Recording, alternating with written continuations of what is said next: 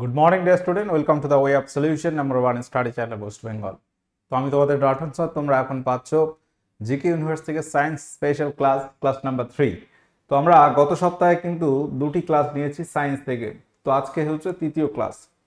তোমাদের upcoming rail পরীক্ষা আছে, রেলের এনটিপিসি গ্রুপ ডি বা পাশাপাশি রাজ্য সরকারের পরীক্ষা বলো বা সেন্ট্রাল এসএসসি জিডি সমস্ত পরীক্ষায় সায়েন্স তার প্রভাবটা তোমরা প্রত্যেকে জানো, তার গুরুত্বটা কতটা সেটা প্রত্যেকেই জানো। তো সায়েন্সের প্রশ্ন আমরা প্র্যাকটিস করব এবং আলাদাভাবেই ক্লাস কিন্তু করাচ্ছি আবার। ওকে, আমাদের ক্লাস রুটিন পাচ্ছ সকাল 7:30 থেকে আমার ক্লাস দা ওয়ে অফ সলিউশনে, অন্যান্য ক্লাস রুটিন এখানে দেওয়া রইল, প্রত্যেকে একবার দেখে রাখো। এবং আমাদের সমস্ত ক্লাসের নোটিফিকেশন বা লিঙ্ক তোমরা কোথায় পাবে? আমাদের verified Telegram group the way of সলিউশনে পাচ্ছ। এবং আমরা যে পেড কোর্সগুলো করাচ্ছি বিভিন্ন পরীক্ষা ওরিয়েন্টেড, সেটা পাচ্ছ TWS একাডেমি অ্যাপ। এই অ্যাপ তোমরা প্লে স্টোর থেকে ডাউনলোড করতে পারবে। এবং এখানে আমাদের যে ব্যাচ রয়েছে প্রত্যেকে একবার দেখে রাখো। এসএসসি জিডি এমটিএস এর জন্য 2025-26-এর নিউ ব্যাচ, এই ব্যাচ তোমরা যুক্ত হতে পারো। পাশাপাশি rail foundation batch, NTPC group ডির জন্য 2025-এর নিউ ব্যাচ যুক্ত হতে পারো তোমরা। অন্যান্য ব্যাচ তো রয়েছেই, ভিজিট করতে হবে আমাদের TWS একাডেমি অ্যাপ। তো চলো আমরা আজকে এমসিকিউ প্র্যাকটিস শুরু করি। এমসিকিউ প্র্যাকটিস সায়েন্স থেকে। ওকে, প্রথম প্রশ্ন, কোন উপাদানের প্রতীকটি গ্রিক নাম হাইড্রোজিয়াম থেকে এসেছে, যার অর্থ হচ্ছে তরল রূপালী? এর চকচকে পৃষ্ঠকে নির্দেশ করে। অ্যান্টিমনি, জিরকোনিয়াম, পারদ নাকি রূপো?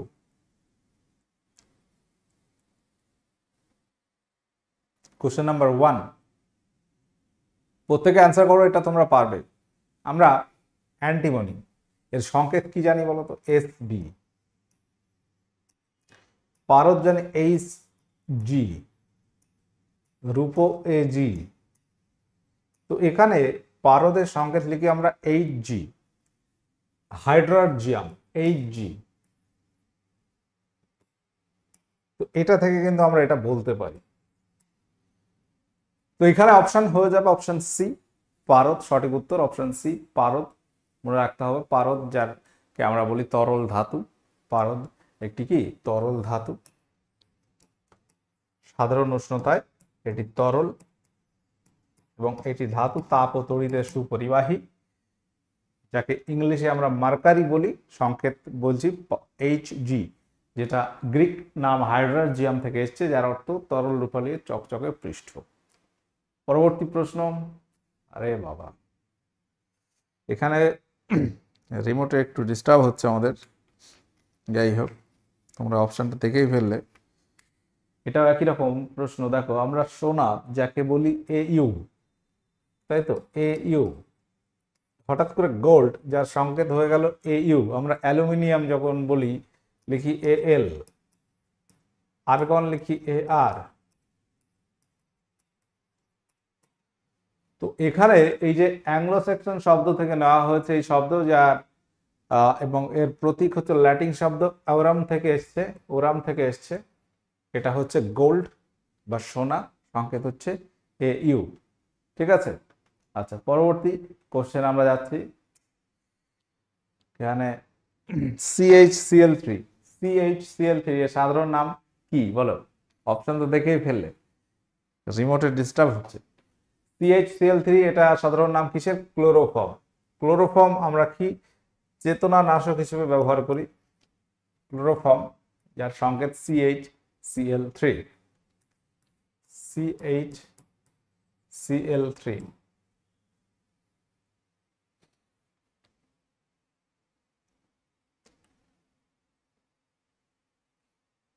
পরবর্তী প্রশ্ন, হিমায়ন যন্ত্রে অর্থাৎ রেফ্রিজারেটর, এখানে নিম্নলিখিত কোনটি থাকে? Carbon dioxide, methane, helium, chlorofluorocarbon. Refrigerator অর্থাৎ কি বলছি আমরা? এটা ফ্রিজ বলছি, তাই তো? এটাকে বলছি আমরা ফ্রিজ।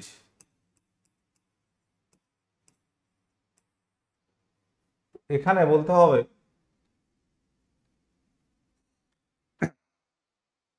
কোনটি থাকে। ফ্রিজে আমরা দেখি যে ফ্রেয়ন গ্যাস থাকে, যেটা কম্প্রেসারে থাকে, ফ্রিজে যেটা ঠান্ডা করে কম্প্রেসারে ফ্রেয়ন গ্যাস থাকে, এবং সেটা অবশ্যই ক্লোরোফ্লুরোকার্বন, সিএফসি। ওকে, পরবর্তী প্রশ্ন, এসআই পদ্ধতিতে তড়িৎ আধানের একক কি? এসআই পদ্ধতিতে তড়িৎ আধানের একক হলো কোনটি? Volt, coulomb, ampere, ohm. তড়িৎ আধানের একক এখানে আমরা কি বলবো? এগুলো কিন্তু পরীক্ষা আসে এবং খুবই সহজ কোশ্চেন, বহুবার আমরা এগুলো করিয়েছি তোমাদের। তো সায়েন্স নিয়ে আবারও শুরু করা হচ্ছে প্রথম থেকে। এই ক্লাসগুলোতে আমরা ওভারঅল ফিজিক্স, কেমিস্ট্রি, বায়োলজি যাই হোক সব রকম প্রশ্ন আলোচনা করব, যেগুলো তোমাদের আপকামিং পরীক্ষাগুলোতে কাজে আসবে। ওকে, ইম্পর্টেন্ট কোশ্চেনগুলো আলোচনা করব। তো এসআই পদ্ধতিতে তড়িৎ আধানের একক হচ্ছে, আমরা কি বলবো? কুলম্ব। ভোল্ট কিসের একক তোমরা জানো প্রত্যেকে, বিভব প্রভেদ। অ্যাম্পিয়ার তড়িৎ প্রবাহের একক। ওকে, ওহম রোধের একক। তো এগুলো তোমরা প্রত্যেকে জানো। তড়িৎ আধান, আচ্ছা এখানে I ইকুয়াল টু, মনে রাখবে, কিউ বাই টি, এই একটা ফর্মুলা আছে, মনে রাখতে হবে। I equal to Q by T. I হচ্ছে প্রবাহ মাত্রা, যেখানে প্রবাহ মাত্রাটা হচ্ছে I, কিউ হচ্ছে তড়িৎ আধান, তড়িৎ আধান, আর টিটা হচ্ছে সময়। এখানে আইটা মনে রাখবে প্রবাহ মাত্রা। এই একটা সূত্র যেটা দিয়ে কিন্তু অঙ্ক থাকে, অনেক সময় এককগুলোকে এরকম ঘুরিয়ে দেওয়া হয়। ধরো প্রবাহ মাত্রা একক অ্যাম্পিয়ার, ঠিক আছে। এখান থেকে আমরা একটা ধাপ যদি যাই, Q equal to I into T, অর্থাৎ আধান কুলম্ব, তাই তো। কুলম্ব এটা হচ্ছে প্রবাহ মাত্রা অ্যাম্পিয়ার ইন্টু সেকেন্ড, কুলম্ব।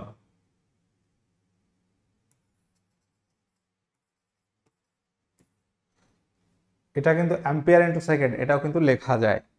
ওকে, আচ্ছা পরবর্তী কোশ্চেন, নিচের কোন ক্ষেত্রে ওহমের সূত্র প্রযোজ্য নয়? নিচের কোন ক্ষেত্রে ওহমের সূত্র প্রযোজ্য নয়? বিজ্ঞানে ওহম সূত্রটা কি? ওহমের রোধের সূত্র আছে। তো নর্মালি ওহমের সূত্রে আমরা পাচ্ছি ভি ইকুয়াল টু আই আর, এটা একটা পাই। আরেকটা পাচ্ছি যে উষ্ণতা বাড়লে পরিবাহীর রোধ বৃদ্ধি পায়। ওহমের সূত্র যদি বলা হচ্ছে উষ্ণতা বৃদ্ধি পেলে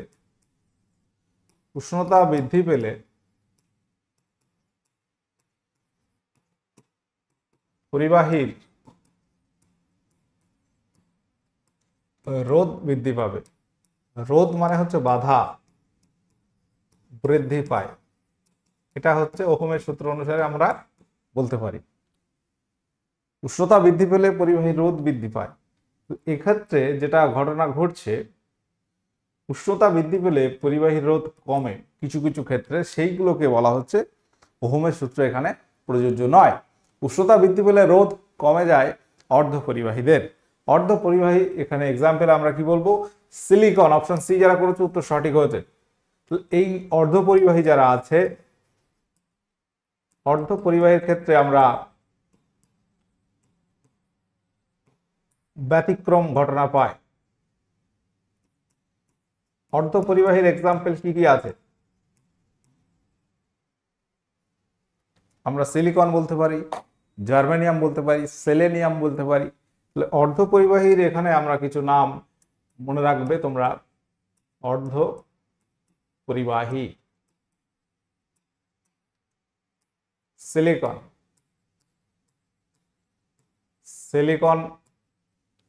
জার্মেনিয়াম,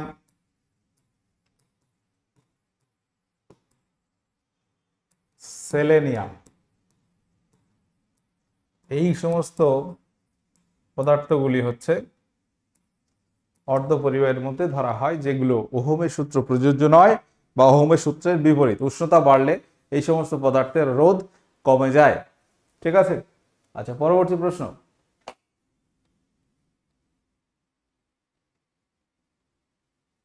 0 ডিগ্রি সেন্টিগ্রেড তাপমাত্রায়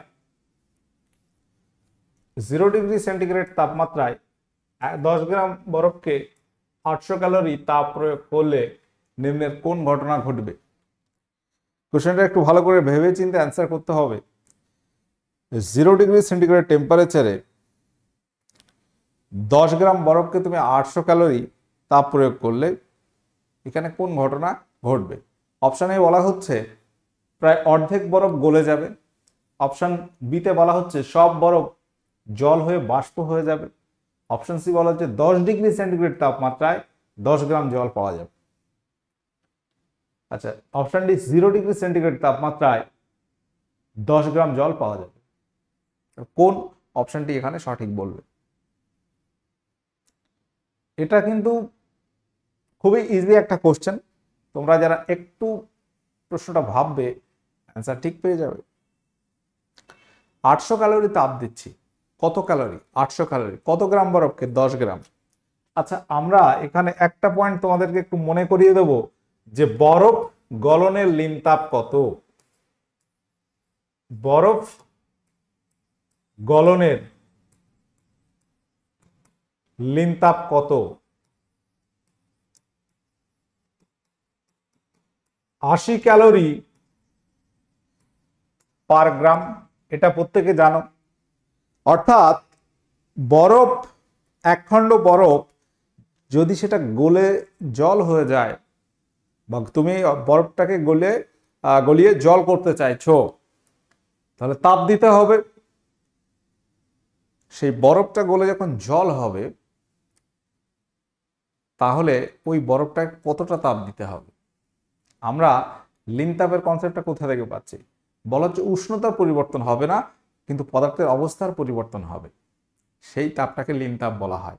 অর্থাৎ 0 ডিগ্রি সেন্টিগ্রেড তাপমাত্রায় যে বরফটা আছে সেই বরফটা 0 ডিগ্রি সেন্টিগ্রেড তাপমাত্রায় আবার জল থাকবে, কিন্তু ওখানে কিছুটা তাপ দিচ্ছি, এমন একটা স্বল্প পরিমাণ তাপ যেটা পদার্থের অবস্থাটা পরিবর্তন করছে, অর্থাৎ কঠিন থেকে তরল করে দিচ্ছে, কিন্তু উষ্ণতাটা সেম থাকবে। সেই তাপটাকে লিন তাপ বলি, এবং সেটা প্রতি গ্রাম বরফকে 80 ক্যালোরি তাপ দিতে হয়। বরফ গলনের লিন তাপ 80 ক্যালোরি পার গ্রাম। অর্থাৎ 1 গ্রাম বরফকে আমরা যদি 1 গ্রাম জলে পরিণত করতে চাই তাহলে 80 ক্যালোরি তাপ দিতে হবে। তাহলে এখানে 10 গ্রাম বরফকে তুমি তাপ দিচ্ছ কতটা? 800 ক্যালোরি। তাহলে 10 গ্রাম বরফের লিন তাপ কত লাগবে? 10 গ্রামের জন্য আমাকে তাপ দিতে হবে 10 × 80, অর্থাৎ 800 ক্যালোরি তাপ লাগবে। ব্যাপারটা বুঝতে পারছো? যারা প্রত্যেকে নতুন আছো দেখে নাও ভালো করে। তাহলে এখানে 10 গ্রাম বরফকে আমরা 800 ক্যালোরি তাপ দিলে সেটা একটা লিন তাপের পর্যায়ে যাচ্ছে, অর্থাৎ এটা উষ্ণতা পরিবর্তন করতে সক্ষম নয়, এটা অবস্থা পরিবর্তন করে দেবে। অর্থাৎ অপশন ডি এখানে আমরা সঠিক বলবো। 0 ডিগ্রি সেন্টিগ্রেড তাপমাত্রায় 10 গ্রাম জল পাওয়া যাবে। উষ্ণতা চেঞ্জ হচ্ছে না, জিরোই থাকছে, কিন্তু বরফটা জল হচ্ছে, কারণ আমরা এই মিনিমাম তাপটা লিন তাপ 80 ক্যালোরি 800 ক্যালোরি যে তাপ দিচ্ছি এটা লিন তাপই খেয়ে নিচ্ছে আর কি। 10 গ্রামের জন্য 10 × 80 800 ক্যালোরি তাপ আমাদের লিন তাপ চলে আসছে। তাহলে এই লিন তাপটা কি করছে? বরফটাকে জল করছে, বাট উষ্ণতা পরিবর্তন করতে পারছে না। এবার 800 জায়গায় যদি 8000 হতো তখন কিন্তু এটা উষ্ণতা 0 থেকে বাড়তো। 800 ক্যালোরি লিন তাপে বাদ দাও, বাদ বাকি যে তাপটা থাকবে সেটা উষ্ণতা বৃদ্ধি করবে, সেখানে আবার H = mst এই ফর্মুলার কাজ হবে। তাহলে সেখানে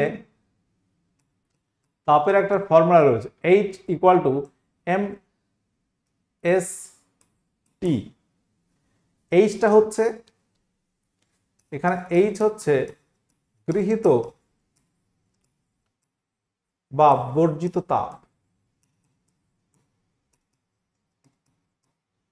M হচ্ছে বস্তুর ভর, S হচ্ছে আপেক্ষিক তাপ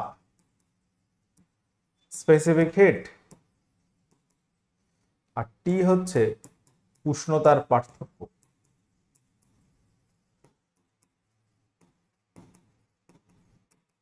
পরিবর্তন বা পার্থক্য, এই ফর্মুলা থেকে আমরা যেটা পাচ্ছি H = m × s × t। অর্থাৎ আমরা বললাম যে 800 ক্যালোরি না হয়ে যদি 8000 হতো, তাহলে 800 ক্যালোরি লিন তাপ ওটাই চলে যাচ্ছে লিন তাপে, সেটা 0 ডিগ্রি সেন্টিগ্রেড বরফটাকে 0 ডিগ্রি সেন্টিগ্রেড জল করছে। বাকি যদি 800 থেকে 8000 বাদ দাও, 7200 ক্যালোরি তাপ কত ডিগ্রি টেম্পারেচার বৃদ্ধি করবে সেটা কিন্তু এই জায়গা থেকে আমরা পাবো। তখন এখানে ধরো 7200 তাপ। আমি জাস্ট তোমাদের বোঝাচ্ছি। ধরো 10 গ্রাম বরফের ভর, 10 গ্রাম জলের আপেক্ষিক তাপ 1 টি। আমি জাস্ট এটা করিয়ে দিচ্ছি। তাহলে এখানে টেম্পারেচারটা বাড়বে 720/10 720 ডিগ্রি। টেম্পারেচারটা হয়ে যাবে 720 ডিগ্রি। ঠিক আছে, যদি 800 না হয়ে 8000 হতো, অর্থাৎ 10 গ্রাম বরফকে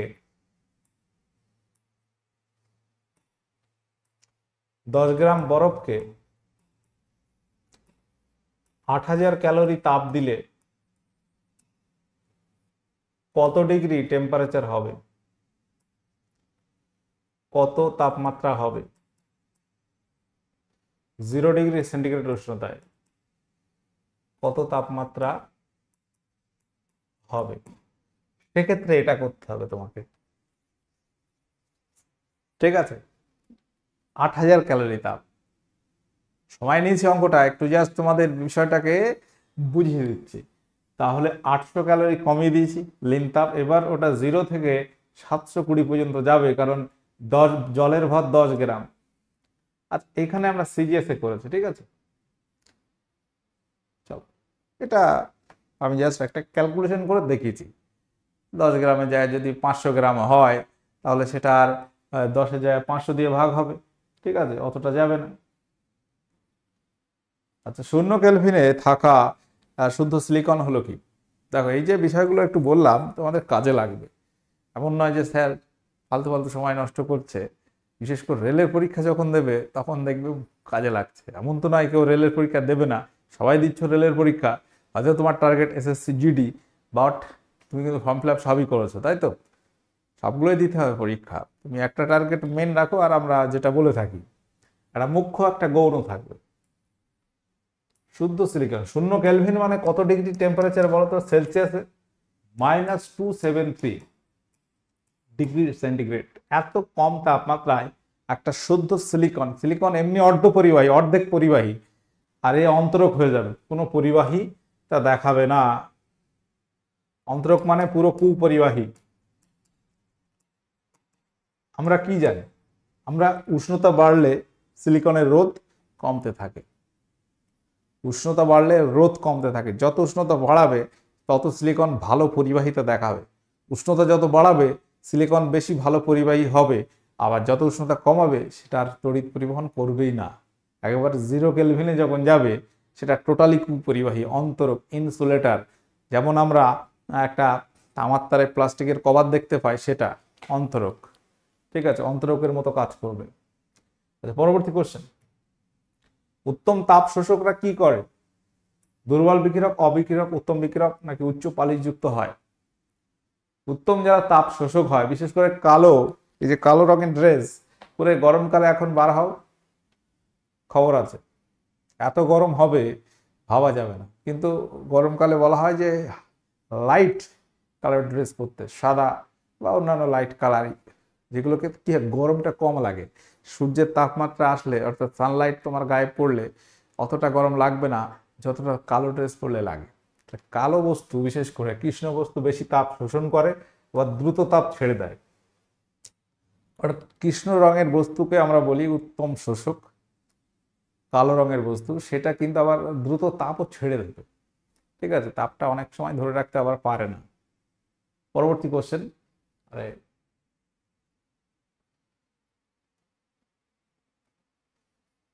এখানে একটা প্রশ্ন আছে। এখানে আমি একটু তাপ নিয়ে বেশি ক্লাস ফোকাস দিয়েছি। 1 কেলভিন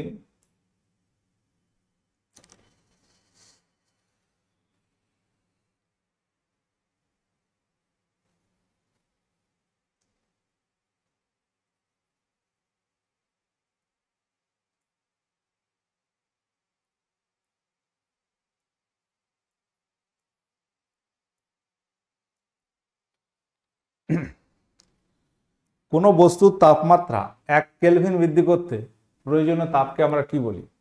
আপেক্ষিক তাপ, তাপগ্রাহিতা, জলসম, কোনটি না? এটা তোমরা তো দেখে ফেললে, উত্তর হবে তাপগ্রাহিতা।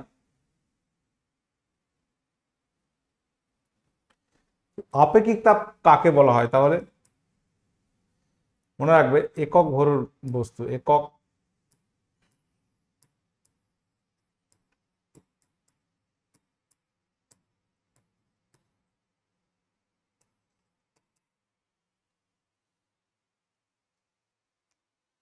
বা এখানে আমরা যদি এতটুকু অ্যাড করে দিই, এখানে যদি একক ভরের প্লাস এইটুকু যদি অ্যাড করে দিই, তখন হয়ে যাবে আপেক্ষিক তাপ। অর্থাৎ একক ভর মানে হয় তোমাকে, একক ভর মানে তোমাকে হয় 1 গ্রাম নিয়ে কথা বলো, নাই তুমি 1 কেজি নিয়ে কথা বলো। কারণ সিজিএস পদ্ধতিতে ভরের একক গ্রাম, এসআই পদ্ধতিতে ভরের একক কেজি। তাহলে হয় তোমাকে 1 গ্রাম ভর নিয়ে কাজ করতে হবে, নয় 1 কেজি। সিজিএস এ যেতে হবে না এসআই যেতে হবে। ঠিক আছে, তাহলে এখানে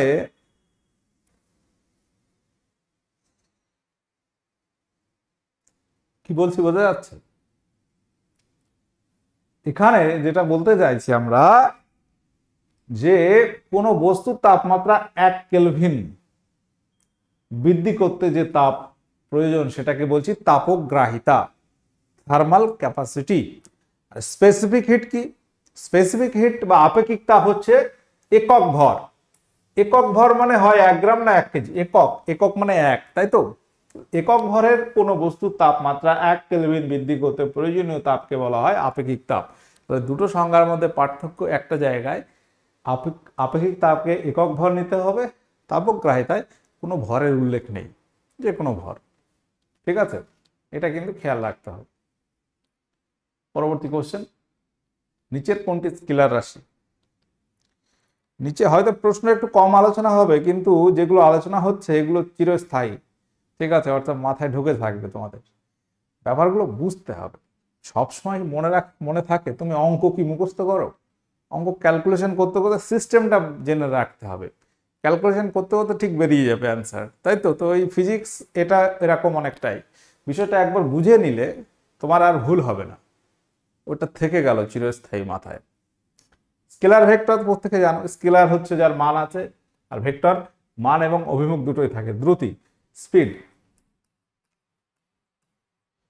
এটার কোনো ডিরেকশন নেই। দ্রুতি মানে কি? দ্রুতি মানে হচ্ছে অতিক্রান্ত দূরত্ব ভাগ সময়। অতিক্রান্ত দূরত্ব ভাগ সময়। অর্থাৎ কে কোন দিকে গেছে সেরকম না, কেউ এখান থেকে যাত্রা শুরু করেছে, দিয়ে এইভাবে ঘুরতে ঘুরতে এখানে গিয়ে এখানে পৌঁছেছে। তাহলে এই টোটাল যাত্রা পথে যতটা দূরত্ব অতিক্রম করেছে ধরো 30 কিলোমিটার, আর সময় লেগেছে ধরো 1 ঘন্টা কি 2 ঘন্টা, যাই হোক, তাহলে এই টোটাল দূরত্ব ভাগ সময় আমরা পাবো দ্রুতি। আর বেগ মানে কি? বেগ মানে কিন্তু আলাদা। বেগ মানে হচ্ছে, এটাকে ইংলিশে আমরা বলি ভেলোসিটি। এটা একটু আলাদা, কারণ কি? ভেলোসিটি মানে হচ্ছে সরণ ভাগ সময়। এই সরণের কনসেপ্টটা কিন্তু আলাদা। সরণটা কি বলতো? এই যে দূরত্বটা অতিক্রম করলো, এখান থেকে ঘুরে ঘুরে ঘুরে ঘুরে এই দিকে আসলো, ঠিক আছে, এই যে ডিরেকশনে বস্তুটা আসলো এখান থেকে, আর এখানে যে ঘটনাটা ঘটছে দিয়ে এখানে পৌঁছালো। এখানে ভেলোসিটি বা বেগটা কত জানো? এখানে হচ্ছে এখান থেকে সোজা একটা সরলরেখা টানো, কাল্পনিক। ধরো এই অতিক্রান্ত দূরত্বটা আমরা বললাম 30 কিলোমিটার, আর এটা হলো ধরো 10 কিলোমিটার। তাহলে ডিফারেন্সটা কোথায় বুঝতে পারছো? মোট সময় এখানে ধরো 1 ঘন্টা লাগলো, টাইম ধরো আমরা টোটাল যাত্রাপথে বলেছি 1 আওয়ার লাগলো, এখানে 1 আওয়ার। সময়টা তার স্কেলার রাশি, ওটা আমরা দেখবো না। সরণটা ভেক্টর রাশি বলে বেগ ভেক্টর রাশি। এখানে এই যে এ থেকে বি, এটা ধরো হয়ে যাবে তোমার সরণ। এখানে 10 কিলোমিটার, বাই 1। তাহলে এখানে বেগটা আমরা 10 কিলোমিটার পার আওয়ার পাচ্ছি, আর এখানে 30 কিলোমিটার ভাগ 1 আওয়ার। আমি জাস্ট তোমাদের বিষয়গুলো একটু বুঝিয়ে দিচ্ছি, যেগুলো তোমার কাজে লাগবে, পরে বুঝতে পারবে, মনে পড়বে আমার কথা। এইখানে ডিফারেন্সটা দ্রুতি আর বেগের বুঝতে পারছো? এটা 10 আসলো, এটা 30 আসলো। যদি যাত্রাপথ পুরো সোজা হয়, হ্যাঁ, একই দিকে হয়, তখন কিন্তু সরণ আর অতিক্রান্ত দূরত্ব যদি সমান হয়ে যায়, ঠিক আছে, কোনো বস্তু ধরো এখান থেকে এখানে গেল একটা সরলরেখা বরাবর, তাহলে এখানে সরণ আর অতিক্রান্ত দূরত্ব যদি সেম হয়ে যায়, তাহলে বেগ আর দ্রুতি দুটোর ভ্যালু একই আসবে, কিন্তু রাশিটা চেঞ্জ। এটা ভেক্টর রাশি, এই ত্বরণ, সরণ, সময়, বেগ এগুলো ভেক্টর রাশি, আর এখানে এটা স্কেলার রাশি, দ্রুতিটা হচ্ছে স্কেলার রাশি। তাহলে ব্যাপারটা আশা করি বোঝা গেছে তোমাদের। ডিফারেন্সটা কোথায় আছে তোমরা বুঝতে পারছো। তাহলে এই যে বেগটা ভেক্টর রাশির ডিরেকশনটা কি হবে? ধরো এটা এ পয়েন্ট যদি হয়, এটা বি হয়, ডিরেকশনটা হবে এ থেকে বি এর দিকে, এরকম একটা অ্যারো চিহ্ন দিতে হয় মাথায়, এ টু বি। বোঝা গেল? এইভাবে কিন্তু এটা আমরা লিখি। আর ত্বরণ মানে কি? ত্বরণ মানে কিন্তু বেগ ভাগ সময়। ত্বরণ মানে হচ্ছে বেগ ভাগ সময়। তাহলে এই সরণ, ত্বরণ, বেগ এগুলো কিভাবে আসছে? তাহলে বেগ মানে এটা। ক্লিয়ার? চলো পরবর্তী কোশ্চেন। সাবানের বুদবুদ গোলাকার, তার কারণ কি? সাবানের বুদবুদ গোলাকার হয়, তার কারণ হলো পৃষ্ঠটান বা সারফেস টেনশন। পৃষ্ঠটান। তরলের উপরিতল সবসময় একটা আয়তনটাকে, এরিয়া বা ক্ষেত্রফলটাকে কমাতে চায়, কম ক্ষেত্রফলযুক্ত হতে চায়, টান টান করে রাখতে চায়, যার কারণে সাবানের বুদবুদ গোলাকার হয় বা জলের ফোঁটা গোলাকার হয়। ঠিক আছে, পরবর্তী কোশ্চেন। ফ্লোরা কি? ফ্লোরা কি? বাস্তুতন্ত্রের অন্তর্গত উদ্ভিদ গোষ্ঠী, বাস্তুতন্ত্রের অন্তর্গত প্রাণী গোষ্ঠী, জলে ভাসমান জীব, নাকি কোনটি নয়? ফ্লোরা, ফ্লোরা মানে ফ্লাওয়ার, ফুল। ফ্লোরা মানে ফ্লাওয়ার নয়, মনে রাখার জন্য, ফুল। ফ্লোরা, ফ্লাওয়ার, ফুল মানে উদ্ভিদ। আর প্রাণী গোষ্ঠীকে আমরা বলি ফনা।